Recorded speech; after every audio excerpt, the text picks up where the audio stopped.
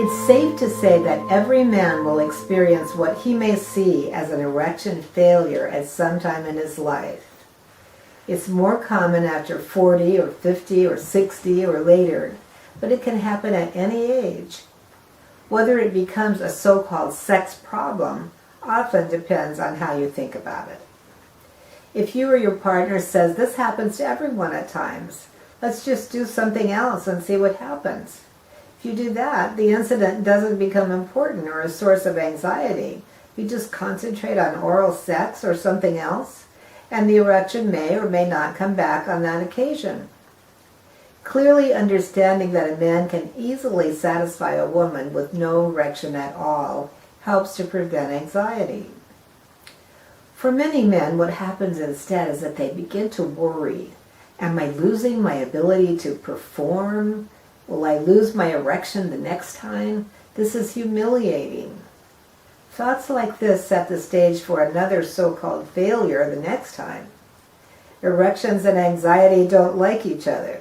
So the first step in solving this extremely common so-called sex problem is to start thinking about it as a normal variation in sexual response. Now, all women are familiar with these ebbs and flows. A woman can be very sexually aroused, even close to orgasm, but all kinds of things can get in the way. The baby cries, the phone rings, some unexpected pain happens, something she thinks about or something her partner says. Any of these things can cause her to lose her excitement very quickly. But most women have learned that their excitement comes back if they just relax and give it time. The big difference, of course, is that the women have no easily visible equivalent of a penis that was hard a minute ago and now is soft.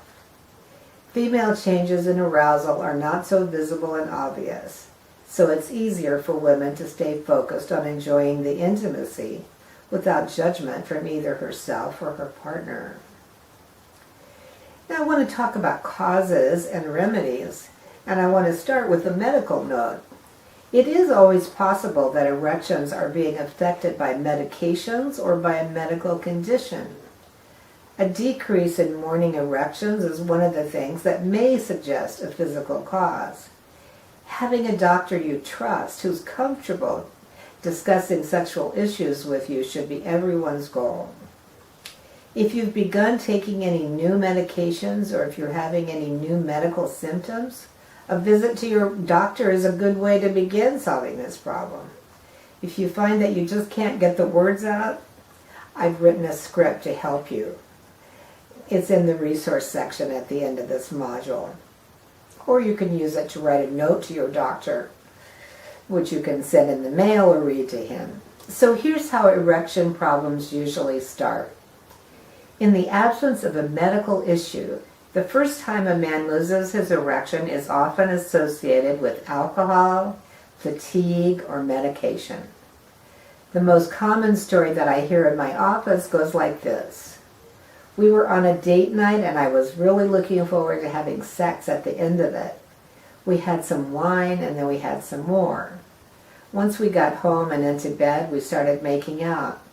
But I wasn't getting hard. She touched me and I touched myself, but it just didn't happen. I was so upset. That had never happened before. She was excited and ready to go, and that made it worse. The next morning was Saturday, and we tried again. I kept wondering and worrying if I would fail again, and I did. It was awful. Even worse than the night before. I started to get an erection, and I just lost it. My wife said it was okay, but I could tell she was disappointed too. Common story. Too much wine was probably a major factor in the first incident. If more men realized that alcohol and cigarettes are the enemies of erections, I suspect we'd have fewer drinkers and smokers. But after that first time, after what the man often thinks of as the first failure, anxiety becomes the main culprit. Worrying about it makes it happen, or rather not happen, or not last. There can be many initial causes for erection loss, but it's fair to say that worry is very often what keeps it going. And that worry is based on the false belief that no good sex is possible without an erection. The mental shift that's needed is this. It's normal for erections to vary, to come and go, and sometimes to return or not to return on that occasion. Once that change in thinking is in place, it's time to learn many sweet alternatives to traditional intercourse. Now we'll go into the action steps. Number 1, first of all, instead of rushing out to get a prescription for Viagra, talk with your partner about the whole issue before you make love again. Ask her if she's open to trying other things if your erection changes during lovemaking. Find out some alternatives she'd like, such as switching to oral sex or using a vibrator or just stroking her with your hand. Some women like to orgasm by rubbing their clitoris against their partner's pubic bone in the woman above position. Some women like many other things.